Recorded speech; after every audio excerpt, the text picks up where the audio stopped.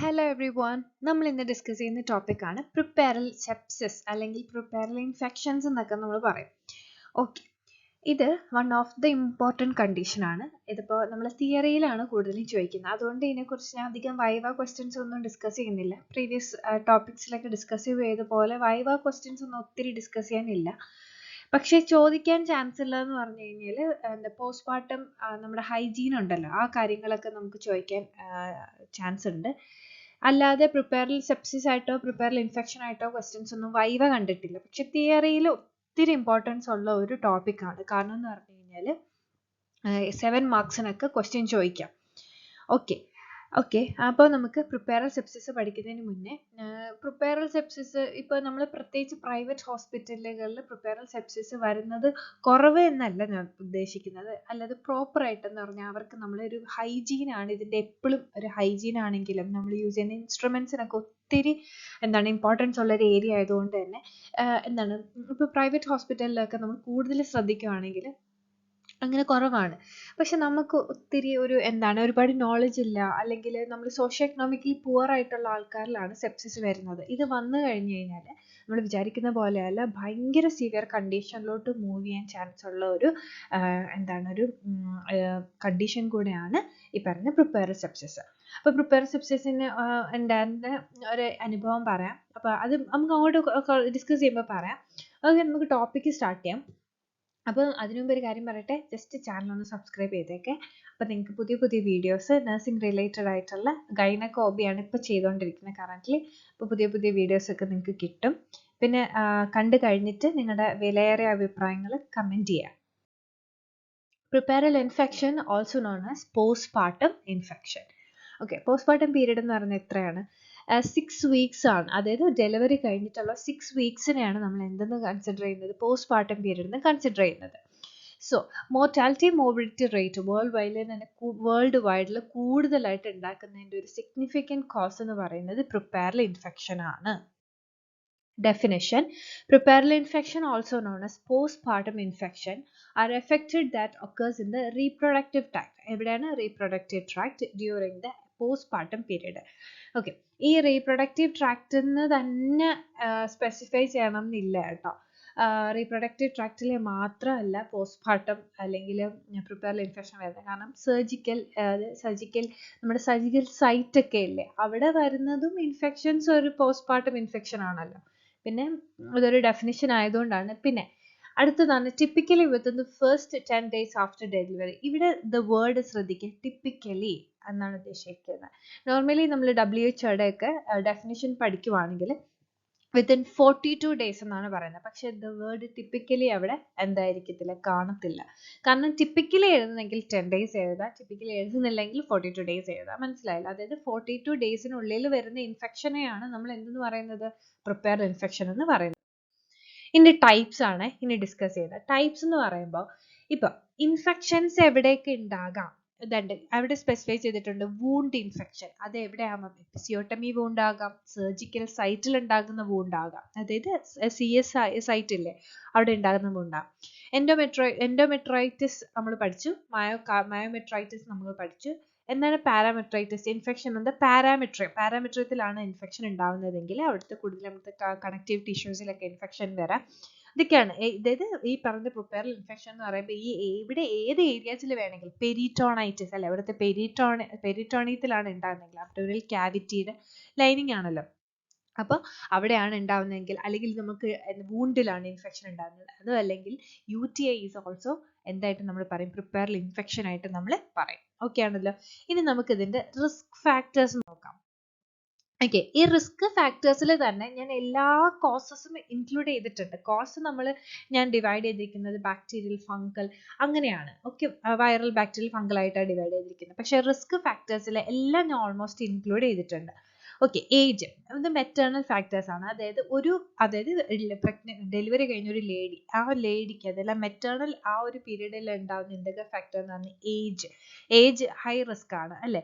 പിന്നെ ഒബേസിറ്റി ആണ്. ഒബേസിറ്റി എന്ന് പറയുമ്പോൾ ഒത്തിരി വണ്ണമുള്ള ആൾക്കാർക്കാണെങ്കിൽ സ്പെസിഫിക്കലി എന്തുണ്ടാകുക, ഈ പറയുന്ന ഈ സർജിക്കൽ സൈറ്റ് ഈ പറയുന്ന CS ഒക്കെ ആണെങ്കിൽ ഒത്തിരി പ്രശ്നം ഉണ്ടാകും.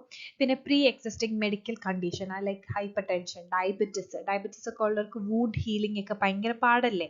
പിന്നെ ഹൈപ്പർ ടെൻഷൻ ആണെങ്കിലും ഇതേപോലെ തന്നെയാണ് ഈ എന്താണ് പ്രിപ്പയറൽ ഇൻഫെക്ഷൻസ് വരാനുള്ള ചാൻസ് വളരെ കൂടുതലാണ്. പിന്നെ പ്രീവിയസ് ആയിട്ടുള്ള ഹിസ്റ്ററി ഓഫ് പ്രിപ്പയറൽ ഇൻഫെക്ഷൻസ് പണ്ടെപ്പോഴെങ്കിലും ഒക്കെ, അതായത് പണ്ടെപ്പോഴെങ്കിലും അല്ല സോറി, അത് പ്രീവിയസ് ആയിട്ടുള്ള എന്താണ് അതായത് പ്രീവിയസ്ലി ഉണ്ടായിരുന്ന ഡെലിവറിയിൽ ഇങ്ങനെ ഒരു ഹിസ്റ്ററി ഉണ്ടെങ്കിൽ വരാം. അപ്പോൾ ഞാൻ പറഞ്ഞില്ലേ, ഒരു സ്റ്റോറിയാണ് ഞാൻ എക്സ്പോസ് ചെയ്തിട്ടുള്ളത്. അല്ലാതെ എനിക്ക് ഒത്തിരി കണ്ടീഷൻ, ഞാൻ ഒരു പ്രൈവറ്റ് ഹോസ്പിറ്റൽ ആയതുകൊണ്ട് എനിക്ക് അങ്ങനെ ഒത്തിരി എന്താണ് പോസ്റ്റ്മോർട്ടം ഇൻഫെക്ഷൻസ് കാണാൻ പറ്റിയിട്ടില്ല. ഞാൻ കണ്ട ഒരു കേസ് എന്ന് പറഞ്ഞു കഴിഞ്ഞാൽ അത് ഒരു ഔട്ട് പോസ്റ്റിങ്ങിലാണ് മെറ്റ് ചെയ്തത്. അതായത് പേഷ്യൻറ്റ് CS കഴിഞ്ഞതാണ്, CS കഴിഞ്ഞു, പക്ഷേ നല്ല ഒബൈസ് ആയിട്ടുള്ളൊരു പേഷ്യൻ്റ് ആയിരുന്നു, അത്യാവശ്യം നല്ല ഫാറ്റ് ആയിട്ടുള്ളൊരു പേഷ്യൻ്റ് ആയിരുന്നു. അപ്പോൾ നമുക്കറിയാമല്ലോ CS എവിടെയാണ് നമ്മുടെ ആ സ്കാർ വീഴുന്നതെന്ന്. അപ്പോൾ പ്രോപ്പറായിട്ട് എന്ത് ചെയ്യുന്നില്ല, വൃത്തിയാവുന്നുണ്ടായിരുന്നില്ല. അതൊന്നൊരു സാധാരണ അതിനേക്കാളും ഒരു എന്താണ് പുവർ ആയിട്ടുള്ളൊരു ഒരു ലേഡി ആയിരുന്നു. അപ്പം ഇവർക്ക് ആണെങ്കിൽ ഇതിനു മുന്നേ രണ്ട് മക്കളുണ്ട്. അപ്പോൾ എന്താണ് അവർക്ക് പ്രോപ്പർ ആയിട്ടുള്ള ക്ലീനിങ് അല്ലെങ്കിൽ കെയർ കിട്ടുന്നില്ലായിരുന്നു. അപ്പോൾ അതിൻ്റെ ഭാഗമായിട്ട് അവരുടെ ഈ ടിഷ്യൂസ്, അതായത് ഈ ബെല്ലി ഫാറ്റ് കൂടുതലായിട്ട് അവർക്ക് ഈ സൈറ്റ് കാണാൻ പറ്റിയില്ല. പ്രോപ്പറായിട്ട് ക്ലീൻ ചെയ്യാനിട്ട് പസ് കളക്ഷൻ ഉണ്ടായി. ഒരു സൈഡിൽ പസ് ഫുള്ള് കളക്ഷൻ ഉണ്ടായിട്ട് അവസാനം അവിടുത്തെ സ്റ്റിച്ച് ഇളകി വന്നിട്ട് എന്ത് സംഭവിച്ചു, അവിടെ ചെറിയ ഓപ്പണിങ് വീഴാൻ തുടങ്ങി. പിന്നെ നന്നായിട്ട് പസ് ഭയങ്കരമായിട്ട് കൂടി അവസാനം അവർക്ക്, അതായത് ഫുള്ളി ഇൻഫെക്റ്റഡ് ആയിപ്പോയി പേഷ്യൻ്റ്. പിന്നെ പേഷ്യൻറ്റിനെ പിന്നെ ഇതൊക്കെ സർജിക്കലി കുറച്ച് കാര്യങ്ങൾ എനിക്ക് തോന്നുന്നു ഏരിയാസ് അവർ ക്ലീൻ ചെയ്തിട്ട് ഡ്രസ്സിങ് ചെയ്ത് സ്റ്റിച്ച് ചെയ്തു പേഷ്യൻറ്റിന്, സ്റ്റിച്ച് പൊട്ടിപ്പോയപ്പോൾ. ഇതെനിക്കൊരു ഈ ഒരു കണ്ടീഷനാണ് എനിക്ക് ഓർമ്മയുള്ളത്. പിന്നെ പ്രഗ്നൻസി റിലേറ്റഡ് ആണെങ്കിൽ പ്രൊലോങ്ഡ് ലേബർ ആണെങ്കിൽ ഇൻഫെക്ഷൻ വരാം, എക്സ്പോസ് കൂടുവല്ലേ. പിന്നെ മൾട്ടിപ്പിൾ വജൈനൽ എക്സാമിനേഷൻ, നമ്മൾ പറയും PV ഒക്കെ ചെയ്യുന്നത് സ്റ്റെറൈൽ കണ്ടീഷനിൽ തന്നെ ചെയ്യണം, അല്ലെങ്കിൽ നമുക്ക് ഈ പറയുന്ന പ്രശ്നങ്ങൾ ഉണ്ടാവും. Artificial rupture of membrane, very important cause for എന്താണ് പ്രിപ്പയറൽ ഇൻഫെക്ഷൻ. പിന്നെ ഫീറ്റൽ ഡിസ്ട്രസ് വന്നു കഴിഞ്ഞാൽ എന്ത് വരും, ഈ പറയുന്ന ഇൻഫെക്ഷൻ വരാനുള്ള ചാൻസ് കൂടുതലാണ്. പിന്നെ ഡെലിവറി റിലേറ്റഡ് ആണെങ്കിൽ CS, instrumental delivery like forceps ആണെങ്കിലും വാക്യൂം ഡെലിവറി ഒക്കെ ആണെങ്കിലും വരാനുള്ള ചാൻസ് കൂടുതലാണ്. പിന്നെ വരുന്നതാണ് എപ്പിസിയോട്ടമി വൂണ്ട്. അത് പിന്നെ മിക്കയല്ല, ഓൾമോസ്റ്റ് എനിക്ക് തോന്നുന്നു ഇൻഫെക്ഷൻസ് വരുന്നത് കൂടുതലും എപ്പിസിയോട്ടമിയിലാണ് ഇൻഫെക്ഷൻസ് വരാറ്. അതിന് പ്രോപ്പറായിട്ടുള്ള ക്ലീനിങ്, അല്ലെങ്കിൽ അതുപോലെ തന്നെ ഈ നമ്മൾ പറയില്ലേ, ഇപ്പോൾ പ്രോപ്പറായിട്ട് എല്ലാം ഡ്രൈ ചെയ്ത് അതിനെ ഇതാക്കുക എന്ന് പറയുന്നത് വളരെ ഇമ്പോർട്ടൻ്റ് ആണ്. പിന്നെ ഹോട്ട് വാട്ടറിലുള്ള നമ്മുടെ ക്ലീനിങ്, അതൊക്കെ ഇമ്പോർട്ടൻ്റ് ആണ്. നമുക്ക് വേണമെങ്കിൽ ഡിസ്കസ് ചെയ്യാം കേട്ടോ. ഹൈജീൻ, പോസ്റ്റ്മോർട്ടം ഹൈജീനെ കുറിച്ചിട്ട് നമുക്ക് വേണമെങ്കിൽ ഡിസ്കസ് ചെയ്യാം. ക്ലാസ് വേണ്ട ജസ്റ്റ് ഒന്ന് കമൻറ്റ് ചെയ്തിരിക്കണേ. പിന്നെ പോസ്റ്റ്മോർട്ടം ഫാക്ടേഴ്സ് എന്തൊക്കെയാണ്? ഡിലേഡ് പോസ്റ്റ്മോർട്ടം കെയർ, അതായത് നമ്മൾ പറഞ്ഞ സമയത്ത് അല്ലെങ്കിൽ കഴിഞ്ഞ സമയത്ത് തന്നെ കൊടുത്തില്ല, അപ്പം ഈ പ്രോപ്പറായിട്ടുള്ള പ്ലാസൻ്റ റിമൂവ് ആയിട്ടില്ല, അതായത് അതൊക്കെ നമ്മൾ അപ്പോൾ ചെയ്യേണ്ട കാര്യങ്ങളാണ്. പാൽപേഷൻ ചെയ്തിട്ട് അബ്ഡോമൻ മസാജ് ചെയ്ത് നമ്മൾ പ്രോപ്പറായിട്ട് ഡിസ്കാർഡ് മീൻസ് പ്രോപ്പറായിട്ട് അതിനെ ഫുൾ എലിമിനേറ്റ് ചെയ്യുക എന്നുള്ളത് ഇമ്പോർട്ടൻ്റ് ആണ്. പിന്നെ ബ്രസ്റ്റ് ഫീഡിങ്, നമുക്കറിയാലോ ബ്രസ്റ്റ് ഫീഡിങ് ഇമ്പോർട്ടൻ്റ് ആണ്. എന്തിനു വേണ്ടിയിട്ട്? യൂട്രൈൻ കൺട്രാക്ഷൻ വേണമെങ്കിൽ, യൂട്രൈൻ കൺട്രാക്ഷൻ പ്രോപ്പറായിട്ട് ഉണ്ടെങ്കിൽ മാത്രമേ എന്ത് ചെയ്യത്തുള്ളൂ, കംപ്ലീറ്റ്ലി അവിടെ ഉള്ള വേസ്റ്റ് ബ്ലഡും കാര്യങ്ങളും എല്ലാം പുറത്തേക്ക് വരുള്ളൂ. സോ പ്രോപ്പറായിട്ട് ബ്രസ്റ്റ് ഫീഡിങ് ഇല്ലാത്ത മദറിന് വരാം. വൂണ്ട് കെയർ എന്ന് ഉദ്ദേശിക്കുന്നത് ഇപ്പം സർജിക്കൽ സൈറ്റ് ആണെങ്കിലും എപ്പിസിയോട്ടമിയിലാണെങ്കിലും പ്രോപ്പറായിട്ടുള്ള വൂണ്ട് കെയർ ഇല്ലാത്തതുകൊണ്ട്. പിന്നെയാണ് കോസസ് ആണ്. ഇനി കോസസ് എന്ന് പറയുമ്പോൾ ഞാൻ കുറച്ച് infections, bacterial causes, streptococcal orris important ആണ്. സ്ട്രെപ്റ്റോകോക്കൽ ഇൻഫെക്ഷൻ ഇമ്പോർട്ടൻ്റ് ആണ്. അത് കാരണം എന്ന് പറഞ്ഞു കഴിഞ്ഞാൽ ആൻറ്റിബയോട്ടിക്സ് അപ്പോഴേ നമ്മൾ അവിടുത്തെ ഉള്ള സ്പെസിമെൻ ഒക്കെ എടുത്ത് കളക്ട് ചെയ്യും. മൈക്രോബയോളജി ടെസ്റ്റ് ചെയ്യുമ്പോഴത്തേക്കും സ്ട്രെപ്റ്റോകോക്കയൊക്കെ കാണുന്ന കണ്ടീഷൻ കൂടുതലാണ്. അതുപോലെ തന്നെയാണ് ഈക്കോളെ. പിന്നെ മറ്റത് സ്ട്രെപ്റ്റോകോക്കസ് അഗാലാൻഷ്യ, അത് അത്ര കാണില്ല. പിന്നെ ക്ലെപ്ഷ്യല്ല നിമോണിയ കാണാനുള്ള ചാൻസും വളരെ കുറവാണ്. ഓക്കെ. പിന്നെയാണ് HSV വൈറസും പിന്നെ human papilloma virus, fungal factors അല്ലെങ്കിൽ ഫംഗൽ കോസസ്, കാൻഡിഡ ആൽബിക്കൻസ് ഒക്കെ വരും. ഇപ്പോൾ നമ്മൾ വജൈനൽ ഡിസ്ചാർജ് വെച്ചിട്ടാണല്ലോ നമ്മൾ കണ്ടുപിടിക്കാറ് കൂടുതൽ. പിന്നെ എൻവയോൺമെൻറ്റൽ ഫാക്ടേഴ്സ്, പുവർ ഹൈജീൻ, പിന്നെ കണ്ടാമിനേറ്റഡ് ആയിട്ടുള്ള എക്യുപ്മെൻറ്റ്, അതല്ലെങ്കിൽ സ്റ്റെറൈൽ അല്ലാത്ത ഇൻഅഡേക്വറ്റ് സ്റ്റെറിലൈസേഷൻ ഒക്കെയാണ് വരുന്നത്. പിന്നെ ഹോസ്റ്റ് റിലേറ്റഡ് കോസ് എന്ന് പറഞ്ഞാൽ ഇപ്പം ഇമ്മ്യൂൺ കംപ്രമൈസ്ഡ് ആയിട്ടുള്ള ആൾക്കാർ, അല്ലെങ്കിൽ ലോ ഇമ്മ്യൂണിറ്റി ഉള്ള ആൾക്കാർ, എന്തെങ്കിലും പ്രീ എക്സിസ്റ്റിംഗ് മെഡിക്കൽ കണ്ടീഷൻ നമ്മൾ ഓൾറെഡി ഡിസ്കസ് ചെയ്ത പോലെ. പിന്നെ അതുപോലെ തന്നെ ഭയങ്കര ന്യൂട്രീഷണലി ഡെഫിഷ്യൻ്റ് ആയിട്ടുള്ള, അതായത് എന്താണ് പുവർ ഡെഫിഷ്യൻസി അതൊക്കെ ഉണ്ടല്ലോ. ഇപ്പം എന്താണ് വൈറ്റമിൻസിൻ്റെ ഒക്കെ കുറവുള്ള ആളുകൾക്ക് വരാനുള്ള ചാൻസ്. അപ്പോൾ സിംറ്റംസ് എഴുതുമ്പോഴില്ലേ നമ്മളെപ്പോഴും ഹെഡിങ്ങിന് അണ്ടറിൽ എഴുതുന്നതാണ് എപ്പോഴും നല്ലത്. പിന്നെ ഫസ്റ്റ് ഇതിപ്പോൾ നമുക്ക് അറിയാമല്ലോ, ഒരു ഇൻഫെക്ഷൻ വന്നു കഴിഞ്ഞാൽ നമ്മൾ ജനറലി എന്താ എഴുതുന്നത്, ഫീവർ എഴുതും, ഫറ്റീഗ് എഴുതും, അതുപോലെ തന്നെ എന്താണ് ഹെവി ആയിട്ടുള്ള യൂട്രൈൻ ബ്ലീഡിങ്ങും കാര്യങ്ങളൊക്കെ എഴുതും. പക്ഷെ നമ്മൾ അങ്ങനെ എഴുതരുത്. കാരണം എന്ന് പറഞ്ഞു കഴിഞ്ഞാൽ അങ്ങനെ എഴുതാൻ നമുക്ക് പല പോയിന്റ്സും മിസ്സായിപ്പോകും. അപ്പോൾ എന്താ എഴുതുക, ജനറൽ സിംറ്റംസ് എന്തൊക്കെയാണ്, ഫീവർ എന്ന് പറയുമ്പോൾ 100.4 ഡിഗ്രി ഫാരൻഹീറ്റ് എന്നൊക്കെ അങ്ങനെ എഴുതണം കേട്ടോ. അതിനേക്കാൾ കൂടുതലായിരിക്കണം. ഓക്കെ, കാരണം എന്ന് വെച്ച് കഴിഞ്ഞാൽ ഇപ്പം നിങ്ങൾ ബേസിക് ആയിട്ട് പഠിക്കുന്ന ചില കാര്യങ്ങൾ നമുക്ക് ഇനി എക്സ്പീരിയൻസ് ഒക്കെ എടുത്ത് പുറത്തു പോകാൻ ആഗ്രഹിക്കുന്ന കുട്ടികളില്ലേ, അപ്പോൾ അവർക്ക് ഉള്ള എക്സാംസ് ഒക്കെ ഉണ്ടല്ലോ. ആ എക്സാംസിനൊക്കെ ചോദിക്കുന്ന ക്വസ്റ്റ്യൻസ് ആണ് ഫീവർ എത്ര ഇതിനെ കൂടുതലായിരിക്കും എന്നൊക്കെ ചോദിക്കും കേട്ടോ.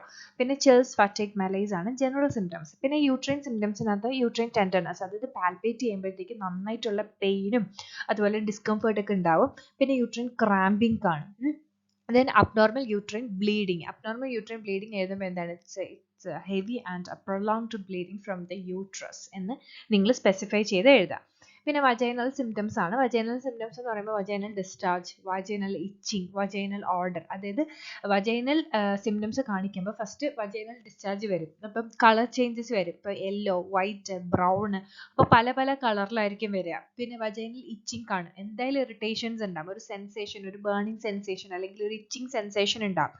പിന്നെ ഉള്ളതാണ് വജൈനൽ ഓർഡർ അല്ലേ, ഒരു ബാക്ടീരിയൽ ഫംഗൽ ഇൻഫെക്ഷൻസ് ഒക്കെ ആണെങ്കിൽ ഭയങ്കരമായിട്ടുള്ള ഓർഡർ. നമ്മൾ മൈക്രോബയോളജിയിലൊക്കെ പഠിച്ചിട്ടില്ലേ, അതേ ഒരു ഇത് തന്നെയാണ്. ഭയങ്കരമായിട്ടുള്ള സ്മെല്ല് അല്ലെങ്കിൽ ഒരു എന്താണ് ഡിഫറെൻറ്റ് ഓർഡർ ആയിരിക്കും കാണുക. പിന്നെ abdominal symptoms like pain, tenderness, vomiting, nausea, പിന്നെ ഹെഡ് ഏക്ക്, മസിൽ ഏക്സ് ഒക്കെ ഉണ്ടാകാനുള്ള ചാൻസ് ഉണ്ട്. ഇനി diagnostic evaluation as usual medical, ഞാൻ കുറച്ചും കൂടെ തവണ ഇച്ചിരി എലാബറേറ്റ് ചെയ്ത് എഴുതി. Clinical evaluation like medical history, physical examination, symptom assessment എന്നൊക്കെ. സിംറ്റം അസസ്മെന്റ് തന്നെയാണ് നമ്മുടെ ഒരു ഡയഗ്നോസ്റ്റിക് ക്രൈറ്റീരിയ ഒക്കെ എഴുതൂലേ, അതുപോലെ തന്നെ ഇത് വേണമെങ്കിൽ നിങ്ങൾ ഡയഗ്നോസ്റ്റിക് ക്രൈറ്റീരിയ ആയിട്ട് എഴുതിക്കോ കേട്ടോ. പിന്നെ എന്താണ് ലാബ് ടെസ്റ്റുകളാണ് CBCയും ബ്ലഡ് കൾച്ചറും യൂറിൻ അനാലിസിസും വജൈനൽ കൾച്ചറും നമ്മൾ നടത്തും. അപ്പോൾ ഇത് എന്തിനൊക്കെയാണെന്നൊന്നും പറയേണ്ട ആവശ്യമില്ല, നമുക്ക് അറിയാവുന്നതാണ്. ബ്ലഡ് കൾച്ചർ എന്ത് കോസേറ്റീവ് ഏജന്റ്, ആരാണ് ഈ പ്രശ്നങ്ങളൊക്കെ ഉണ്ടാക്കുന്ന ആരെന്ന് കണ്ടുപിടിക്കണ്ടേ. പിന്നെ വജൈനൽ കൾച്ചറും ഏത് ഓർഗാനിസം എന്ന് കണ്ടുപിടിക്കാൻ തന്നെയാണ് കേട്ടോ. പിന്നെ imagine studies, ultrasound, CT, MRI. അത് ഈ MRI ഒക്കെ ഹൈ ഗ്രേഡിനാണ് നമ്മൾ യൂസ് ചെയ്യുന്നത്. അതായത് ഇപ്പം ഇൻഫെക്ഷൻ വന്നത് എത്ര എഫക്റ്റ് ചെയ്തു, ഇനി അത് എവിടെയൊക്കെയാണ് എഫക്റ്റ് ചെയ്തിരിക്കുന്നത്, ഏതൊക്കെ ഓർഗൻസിനെ അത് എഫക്റ്റഡ് ആയിട്ടുണ്ട്, ഇപ്പൊ പെരിറ്റോണൈറ്റിസ് ആണോ, അത് കണ്ടുപിടിക്കാനാണ് നമ്മൾ CT, MRI ഒക്കെ യൂസ് ചെയ്യുന്നത്. പിന്നെ എത്ര കളക്ഷൻ ഉണ്ട്, എത്ര സാക്കിൽ ആപ്സസ് ഉണ്ട്, എത്ര ഫ്ലൂയിഡ് കളക്ഷൻ ഉണ്ട് എന്നൊക്കെ അറിയാൻ വേണ്ടിയിട്ടാണ് നമ്മൾ ഇമേജിംഗ് സ്റ്റഡീസ് നടത്തുന്നത്. പിന്നെ മൈക്രോബയോളജി സ്റ്റഡീസ് നമ്മൾ നടത്തും. അത് നമ്മൾ പറഞ്ഞല്ലോ, ഇപ്പം ഗ്രാം സ്റ്റെയിൻ, കൾച്ചർ സെൻസിറ്റിവിറ്റി ഒക്കെ അറിയാൻ വേണ്ടിയിട്ട് എൻഡോമെട്രിയൽ ബയോപ്സി എടുക്കും, ലാപ്രോസ്കോപ്പി ഒക്കെ നമ്മൾ ചെയ്യും. പിന്നെ ട്രീറ്റ്മെന്റ് ഓപ്ഷൻ എന്തായിരിക്കും, ആന്റിബയോട്ടിക് തെറാപ്പിയാണ് കൊടുക്കുന്നത്. അതിന് ബോർഡ് സ്പെക്ട്രം ആന്റിബയോട്ടിക്സ് ആണ് കൊടുക്കുന്നത്. അതായത് ബോർഡ് സ്പെക്ട്രം ആന്റിബയോട്ടിക്സ് എന്തൊക്കെയാണ്, cephalosporin, carbapenems to cover a range of bacteria. ഇതിങ്ങനെ എഴുതിയിരിക്കുന്നതേ ഉള്ളൂ. നിങ്ങൾക്ക് ബോർഡ് സ്പെക്ട്രം ആന്റിബയോട്ടിക്സ് എന്തൊക്കെ അറിയാമോ അതെല്ലാം എഴുതി വെക്കാം. ഓക്കെ, പിന്നെ സ്പെസിഫിക് ആന്റിബയോട്ടിക് തെറാപ്പീസ് നമ്മൾ കൊടുക്കും. അതായത് പെൻസിലിൻ, ക്ലിൻഡാമൈസിൻ, അതായത് കൾച്ചർ അനുസരിച്ചിട്ട്. ഇതൊക്കെ നമ്മൾ റിസൾട്ട് വന്നതിന് ശേഷമാണ് ബാക്കിയുള്ള ആന്റിബയോട്ടിക് തെറാപ്പി കണ്ടിന്യൂ ചെയ്യുന്നത്. പിന്നെ സപ്പോർട്ടീവ് കെയർ ഉണ്ട്, ഫ്ലൂയിഡ് മാനേജ്മെന്റ് കൊടുക്കും, പെയിൻ മാനേജ്മെന്റ് കൊടുക്കും, റെസ്റ്റ് കൊടുക്കും. ഇനി ഒരു പേഷ്യന്റിന്, അതായത് ഇൻഫെക്റ്റഡ് ആയി ട്രീറ്റ് ചെയ്തിട്ട് കുറയുന്നില്ല, ഷോക്കിലൊക്കെ ആണ് പോകുന്നുണ്ടെങ്കിൽ ഫസ്റ്റ് നമ്മൾ എന്തായിരിക്കും ഇവർക്ക് ചെയ്യേണ്ടത്, റെസ്പിറേറ്ററി ABC ആണ് നമ്മൾ നോക്കുന്നത്, എയർവേ, ബ്രീതിങ് ആൻഡ് സർക്കുലേഷൻ. ഇതായിരിക്കും ഫസ്റ്റ് നമ്മൾ നോക്കുന്നത്. ഇതിപ്പോൾ നമ്മൾ ഒരു പേഷ്യന്റിന് ഇങ്ങനെയാണ് എങ്കിൽ supportive care, fluid management, pain management, rest കാര്യങ്ങളൊക്കെയാണ് നമ്മൾ കൊടുക്കുന്നത്. പിന്നെ സർജിക്കൽ ഇന്റർവെൻഷൻ ഉണ്ട് കേട്ടോ. ഇൻസിഷൻ ഡ്രെയിനേജ്, പസ് കളക്ഷൻ, പസ്സിനെ റിമൂവ് ചെയ്യാനുള്ള ഇൻസിഷൻ ഡ്രെയിനേജ്, ഡീബ്രീറ്റ്മെന്റ് നമ്മൾ ചെയ്യും അല്ലെ. അതായത് ഇപ്പൊ ടിഷ്യൂസ് അതായത് ഹീൽ ചെയ്തിട്ട് അല്ലെങ്കിൽ അവിടെ ഡീബ്രീറ്റ്മെന്റ് നമ്മൾ ചെയ്യുന്നത് കഴിഞ്ഞാൽ അറിയാലോ, ഫുൾ അത് ടിഷ്യൂസ് ഒക്കെ നശിച്ചു പോയ സ്ഥലത്ത് നമ്മളത് കട്ട് ചെയ്ത് നോർമലൈസ് ചെയ്യും, പുതിയ ടിഷ്യൂസിനെ വരാനുള്ള ഒരു ഗ്യാപ്പ് ഉണ്ടാക്കി കൊടുക്കുകയാണ്. പിന്നെ അതല്ല ഫുള്ളി ഇൻഫെക്റ്റഡ് ആണെങ്കിൽ നമ്മൾ ഹിസ്റ്ററക്ടമി ചെയ്യും. സിവിയർ കേസസിലാണ് നമ്മൾ ഹിസ്റ്ററക്ടമി ചെയ്യുന്നത്.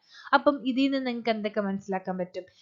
കോംപ്ലിക്കേഷൻ ആയിട്ട് ഷോക്ക് വരാം, സെപ്റ്റിക് ഷോക്ക് വരാം, ഫുള്ളി ബോഡി ഇൻഫെക്റ്റഡ് ആയിട്ട് അത് ബോഡി പാർട്ടിൽ പല എന്താണ് ഓർഗൻസിനെ എഫക്ട് ചെയ്തൂടെ. അപ്പൊ നിങ്ങൾ ഇവിടെ ഇതിലെന്തൊക്കെയാണ് നമുക്ക് ഒരു കോംപ്ലിക്കേഷൻ ഇതിലോട്ട് നമുക്കൊരു തോട്ട് വരുന്നത്. ഓക്കെ.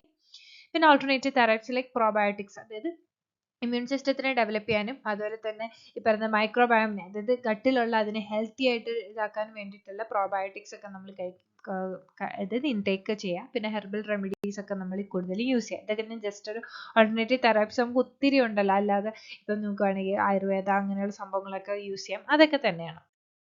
പിന്നെ പ്രിവെൻഷൻ സ്ട്രാറ്റജിയാണ് പ്രോപ്പർ ആയിട്ടുള്ള ഹൈജീൻ, ആന്റിബയോട്ടിക് പ്രൊഫൈലാക്സിസ്, അതായത് എന്താണ് administer antibiotic prophylaxis during the CS ആണ് അല്ലേ. നമ്മളൊക്കെ അറിയാം സർജിക്കൽ പ്രൊസീജിയർ ഒക്കെ ചെയ്യുന്നതിന് മുമ്പ് നമ്മൾ ആന്റിബയോട്ടിക്സ് ഒക്കെ കൊടുക്കൂലേ. അപ്പോൾ ആ ആന്റിബയോട്ടിക് പ്രൊഫൈലാക്സിസ് ഒക്കെ പ്രോപ്പർ ആയിട്ട് കണ്ടിന്യൂ ചെയ്യുക. ബ്രസ്റ്റ് ഫീഡിങ് സപ്പോർട്ട് ചെയ്യുക, ഇമ്പോർട്ടൻ്റ് ആണ്. ബ്രസ്റ്റ് ഫീഡിങ് സപ്പോർട്ട് നിങ്ങൾ എല്ലാവരും എഴുതണം. ഈ വീഡിയോ കാണുന്ന എല്ലാവരും ബ്രസ്റ്റ് ഫീഡിങ് സപ്പോർട്ട് എഴുതിയിരിക്കണം. ഞാനൊന്നും പഠിച്ചപ്പം ബ്രസ്റ്റ് ഫീഡിങ് സപ്പോർട്ട് എഴുതിയിട്ടില്ല കേട്ടോ. അപ്പോൾ അത് നമ്മൾ കൂടുതൽ ഇതിന് ഇൻഡെപ്ത് ആയിട്ട് കാര്യങ്ങൾ അറിയുമ്പോഴാണ് നമുക്ക് കൂടുതൽ പോയിന്റ്സ് കിട്ടുന്നത്. ഇപ്പൊ പറയുന്ന പ്രോപ്പർ ഹൈജീനിനകത്തായിട്ട് ഒത്തിരി എഴുതാൻ പറ്റും.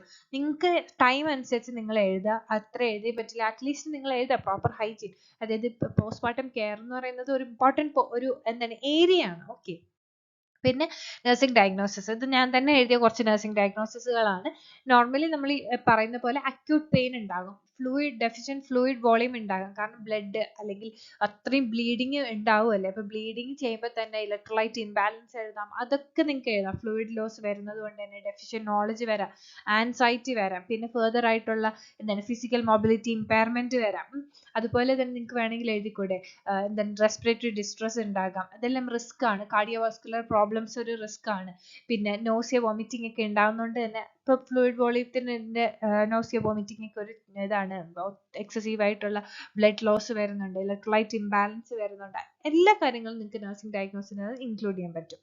ഇനി കോംപ്ലിക്കേഷനും ഞാൻ ഓൾമോസ്റ്റ് എന്താണ് നമ്മൾ നേരത്തെ പറഞ്ഞില്ലേ അത് തന്നെയാണ് കോംപ്ലിക്കേഷൻ. പിന്നെ ഞാൻ ജസ്റ്റ് ഒന്ന് എഴുതിയിട്ടുണ്ട്. ഇപ്പൊ സെപ്സിസ് എന്ന് പറയുമ്പോൾ നമ്മൾ പറയുന്ന പോലെ ലൈഫ് ത്രെട്ടനിങ് ആയിട്ടുള്ള ഒരു കണ്ടീഷൻ ആണ്. അതായത് നമ്മുടെ ബോഡിയിൽ ഫുള്ള് ആ പറയുന്ന ബാക്ടീരിയ അല്ലെങ്കിൽ ഇൻഫെക്ഷൻ സ്പ്രെഡ് ആവുകയാണ്. അതിന്റെ ഭാഗമായിട്ട് സെപ്റ്റിക് ഷോക്ക് ഉണ്ടാകാം, respiratory problems, cardiovascular problems, like ഇപ്പൊ ഹാർട്ട് പ്രോബ്ലംസ് എന്തൊക്കെയാണ്, നമുക്ക് മയോകാർഡൈറ്റിസ് വരാം, കാരണം ഇൻഫെക്ഷൻസ് സ്പ്രെഡ് ആവുന്നത് കൊണ്ടാണ്. റീനൽ ഫെയിലുവർ, DIC വരാം, സൈക്കോളജിക്കൽ കോംപ്ലിക്കേഷൻസ് വരാം, ഇൻഫെർട്ടിലിറ്റി വരാം, അഡ്ഹഷൻസ് വരാം. മനസ്സിലായില്ലേ? ഇതൊക്കെ തന്നെയാണ് ഇതിന്റെ മെയിൻ കോംപ്ലിക്കേഷൻ എന്ന് പറയുന്നത്. അപ്പോൾ നിങ്ങൾ ഈ ഒരു ടോപ്പിക്സ് പഠിച്ച് നോട്ട്സ് എഴുതി വെക്കുക, എല്ലാത്തിനും നിങ്ങൾക്ക് യൂസ്ഫുൾ ആവും കേട്ടോ. അപ്പം നിങ്ങൾ ചാനൽ സബ്സ്ക്രൈബ് ചെയ്യാൻ മറക്കണ്ട. പിന്നെ അതുപോലെ തന്നെ ഞാൻ ഒരു കാര്യം പറയട്ടെ, ഇപ്പം നിങ്ങൾ പ്രാക്ടിക്കൽ എക്സാമിനേഷൻ ആണെന്ന് വിചാരിച്ചു, പ്രാക്ടിക്കൽ എക്സാമിനേഷൻ കഴിഞ്ഞിട്ട് നിങ്ങൾക്ക് ഒരു ഹെൽത്ത് എഡ്യൂക്കേഷൻ കൊടുക്കണമെങ്കിൽ ഈ പറയുന്ന പോസ്റ്റ്മോർട്ടം ഇൻഫെക്ഷൻസ് കൊടുക്കാം. അതൊക്കെ നമ്മൾ അവർക്ക് അവയർനെസ് കൊടുക്കുന്നത് ഒരു ഇമ്പോർട്ടൻ്റ് ഏരിയ ആണ് കേട്ടോ. ഓക്കെ, അപ്പം ഇന്ന് ഇത്രയേ ഉള്ളൂ വീഡിയോ. നിങ്ങളുടെ വിലയേറിയ കമൻറ്റുകൾ അല്ലെങ്കിൽ അഭിപ്രായങ്ങൾ എനിക്ക് അറിയണമെന്ന് ആഗ്രഹമുണ്ട്. നിങ്ങൾ കമൻറ്റ് ചെയ്യുക. So thank you for watching my video.